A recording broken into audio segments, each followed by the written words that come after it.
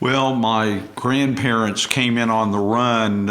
My grandmother was 99 when she died and used to tell me as a teenager about living in a sod house and coming in on a covered wagon in northwestern Oklahoma, a little tiny town of Oakwood that's non-existent now. It's a gas station is about it.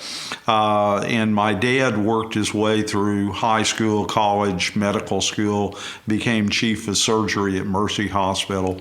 And I was raised in Crown Heights and went to Edgemere grade school and then Cassidy High School.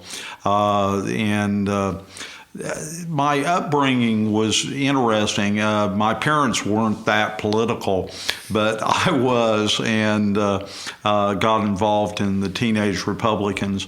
And two experiences that relate to the corruption of that time.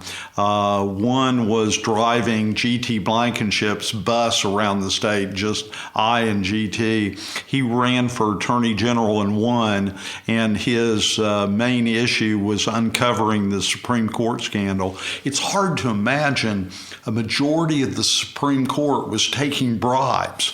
How could you practice law in that environment? Yeah. And he was brave enough to uncover that. And much of the experiences of that time came over to me as, boy, it's important to eliminate corruption. Secondly, J.D. McCarty was Speaker of the House. And in Oklahoma, the governor is not that strong.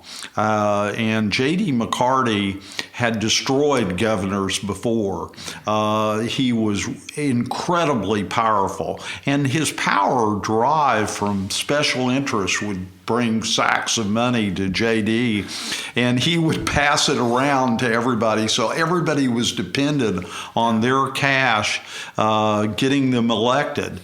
And so J.D. McCarty was in the most Democratic district in Oklahoma, southeastern Oklahoma County, and a guy named Al Snipes, who was Republican chairman.